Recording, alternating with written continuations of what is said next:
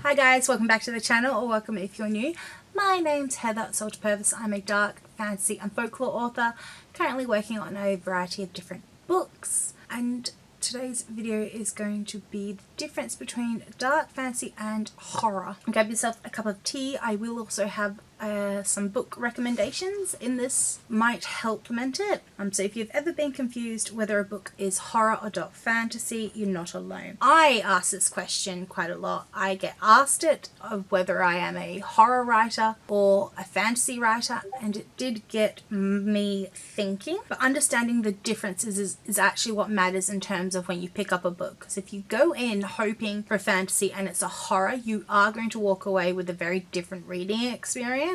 And a bad time. And as I am someone who writes in dark sapphic fantasy rooted in folklore, I spent quite a lot of time researching and thinking about these topics. So today I was going to break down I have learnt about the actual difference between horror and dark fantasy, and giving the book recommendation and showing you ones I've read or writing.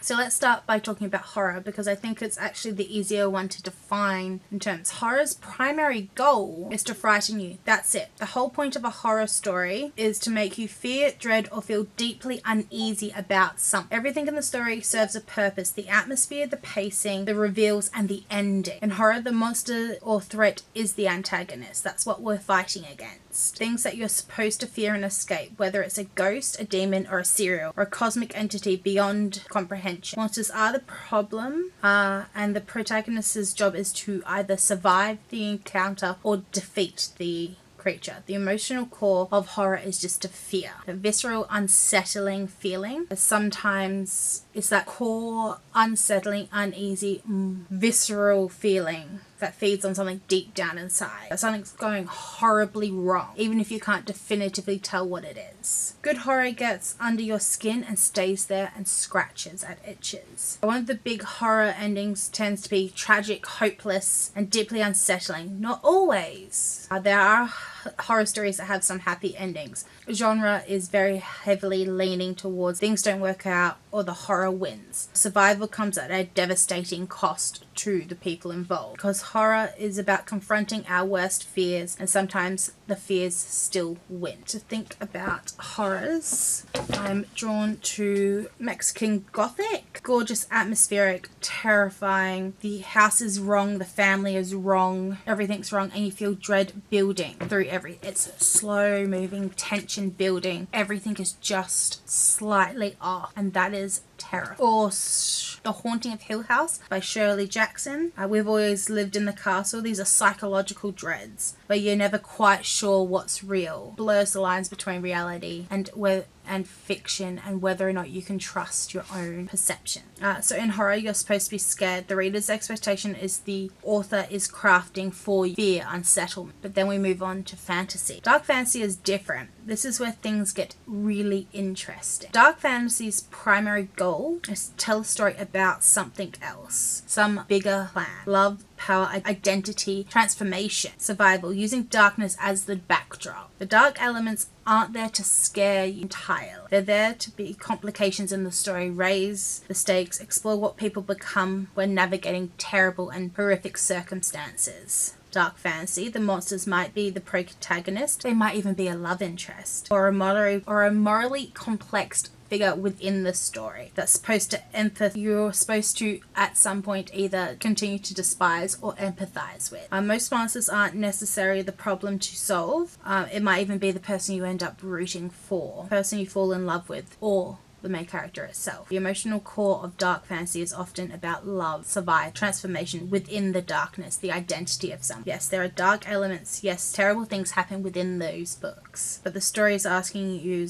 how do we love in the darkness? How do we survive the oncoming slaughter? What do we become, and can you keep your humanity with everything going around? Is how far can you push yourself, or what would you be willing to sacrifice to achieve your goal? The dark fantasy endings can be triumphant, hopeful, or bittersweet resolutions. They don't have to be happy, but they can be. But dark fantasy isn't about horror winning. It's about navigating the darkness and what costs and what comes with it. Some of the examples of authors I've really enjoyed are S.D. Gibson. So you've got relationships with monsters and love interests and abusers. The books aren't trying to be about the actual monsters, such as Dowry of Blood. It's about exploring the love, the power, the abuse, the freedom that comes through a vampire lens. Or you have Ava Reed, Juniper and Thorn. Yes, these are violent. Yes, they have darkness within them. These stories are about girls surviving impossible situations, finding themselves, finding love, and finding power. Darkness is a starting and a setting, not the point of it. In dark fantasy, you're supposed to be emotionally invested in the characters and navigating the darkness with them, or watching them descend within to it. Readers' expectations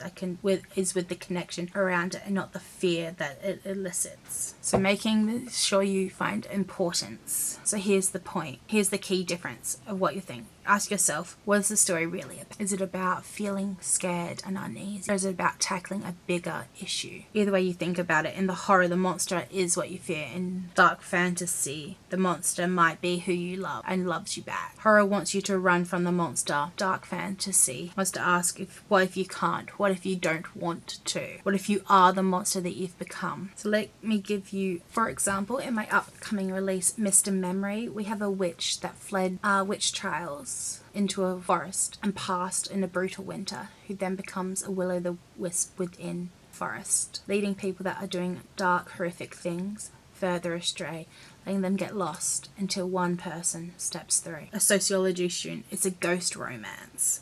Yes, there's death, yes, there's darkness, but fundamentally it's a love story that connects over time and place. The cost to survive, that is a dark fantasy, not a horror. With my 2027 release, we'll talk more about later in the year, but let's just say it involves a villain falling for a woman marked to be her replacement. And it's absolutely dark fantasy because it's not about trying to scare you, it's about trying to break your heart. But there are still always exceptions. So let's talk about where it blurs the lines. Some live right up on it. They use the horror elements within the dark fantasy settings. And gothic fantasy is one that straddles that line perfectly. So back to our question. What's the story really about? You've got Gideon the Ninth by Tamsin Muir. You've got necromancy, death, skeletons, murder. Sounds like a horror, right? But there's actually a love story. It's about Gideon and Harrow's relationship, the loyalty, the sacrifice, the identity. The necromancy is just the setting is just the backdrop to being a dark fantasy. You've got Certain Dark Things by Silvia Moreno Garcia. Vampires, gore, violence. It's about survival of found family and the connections of a brutal world. You're being feared by a creature. Still a dark fantasy. Some books are genuinely both, and that's okay. Genre tools to understand. So, if you've gotten this far and you would really like to see people do it in earnest, here are some recommendations for horror. Mexican Gothic by Silvia Moreno Garcia. Gothic horror atmosphere terrifying. You do also have Queer Luminous Dark by Catalin Starling. Survival horror catastrophic. Paranoia and claustrophobic. You've got You've Always Lived in the Castle by Shirley Jackson. I have read it. Psychologically horrible. Children unsettling. And then you've got dark fantasy, S.T. Gibson. You've got sapphic vampires. You've got abuse and freedom. Hannah Witton's a fairy tale retelling from For the Wolf. You have The Jasmine Throne by Tessa Sherry. Epic, sapphic fantasy, power and thing. The Blurred Lines, where you can find them all around. So next time someone asks you whether the book is horror or fantasy, simply ask yourself, is it trying to scare me, or is it using things that are scary to tell me about darkness? To be honest, both are very valid. Both are powerful, but it depends on the mood you're in. If you love dark fantasy and want sapphic romance, consider checking out my Hades and Persephone Welsh mythology reimagining, her Daffodil Queen. I also have Mr. Memory coming in 2026, about a witch turned will-o'-the-wisp coming back to herself after 400 years. Or if you want the hottest, newest things I've got, I have a sapphic cosmic horror, Shadow Beyond the Gates, so I have dabbled on both sides. And then in October, once you've met Nud in this book, their love story is coming. A Welsh wild hunt retelling with a non-binary main character. But until next time, let's use our voice and think about letting love bloom in the dark. Bye for now.